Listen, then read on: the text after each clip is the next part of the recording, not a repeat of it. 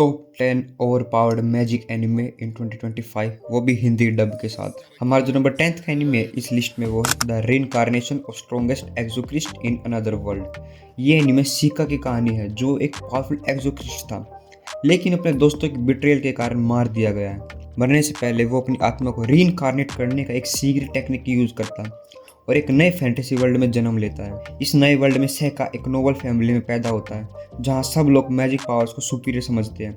लेकिन सेका इस वर्ल्ड की नॉर्मल मैजिक पावर नहीं, बल्कि अपने पुराने वर्ल्ड की एक्सोक्रिज्म टेक्निक्स और पावर का यूज करता है जो इसे ओवर पावर्ड बना देती है। हमारा जो नंबर 9 का एनिमे इस लिस्ट में वो है the strongest magician is demon lord's army was a human. ये एनिमे एक पावरफुल मैजिशियन ईके की कहानी बताता है जो डीमन लॉर्ड की आर्मी का सबसे डेंजरस और इंटेलिजेंट बंदा है। उसके पास इतनी पावरफुल मैजिक है कि वो इजीली अपने दुश्मनों को डिफीट कर सकता है, लेकिन इसका एक बहुत बड़ा सीक्रेट है, वो खुद एक ह्यूमन है। डीमन लॉर्ड की आर्मी में सिर्फ डीमंस और मॉन्स्टर होते हैं और ह्यूमंस उसके दुश्मन होते हैं।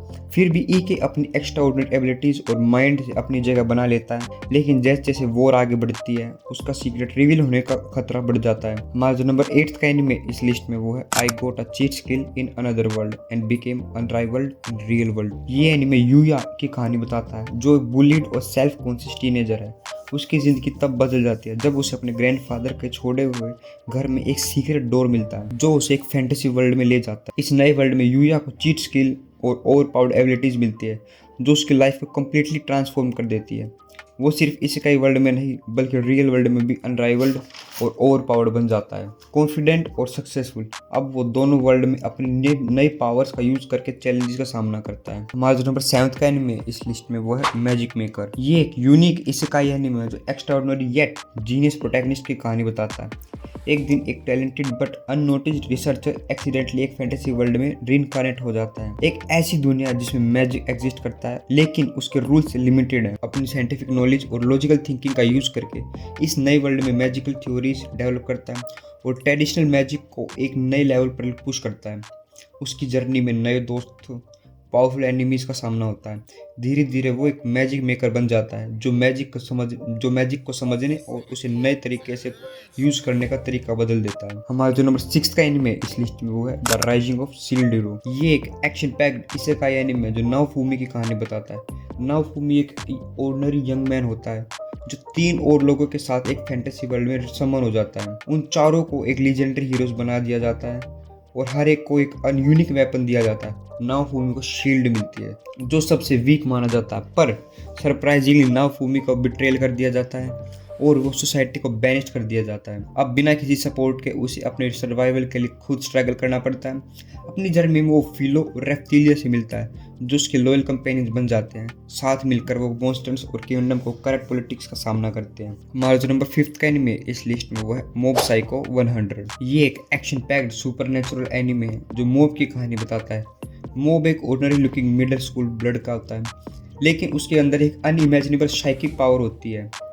वो अपने इमोशंस को कंट्रोल करके अपनी डेंजरस एबिलिटीज को सप्रेस करने की कोशिश करता है, क्योंकि जब उसका इमोशन लेवल 100% तक पहुंच जाता है तो अपनी पावर्स पे कंट्रोल खो देता है। मोब एक कॉमन पर्सन के अंडर काम करता है जो उसका मेंटर होने का नाटक करता है, लेकिन जैसे जैसे मोब अपनी लाइफ के चैलेंजेस और न्यू थ्रेट्स का सामना करता है उसे अपनी पावर्स और आइडेंटिटी को समझने की जरूरत पड़ जाती है। हमारा जो नंबर 4 का एनिमे इस लिस्ट में वो है द एपोथेकेरी डायरीज। ये एक मिस्ट्री एनिमे है जो माओ माओ एक इंटेलिजेंट और शार्प विटेड यंग गर्ल की कहानी बताता है। माओ माओ एक एपोथेरी है जो अपनी पीसफुल लाइफ जी रही होती है, लेकिन एक दिन उसे ह्यूमन ट्रैफिकिंग के थ्रू इम्पेरियल पैलेस में एक सर्वेंट बना दिया जाता है। पैलेस में माओ माओ अपनी नॉलेज और ऑब्जर्वेशन स्किल का यूज करके मिस्टीरियस इलनेस और रॉयल कोर्ट्स के केसेस को सोल्व करने का तरीका ढूंढती है। उसकी इंटेलिजेंस और शार्प थिंकिंग एक पैलेस ऑफिशियल की नज़र में आती है जो उसकी स्किल्स का यूज करके पैलेस के सीक्रेट्स और डेंजरस प्लॉट्स को अनकवर करने का तरीका ढूंढता है। हमारा 3rd नंबर का एनिमे इस लिस्ट में वो है रीज़ीरो।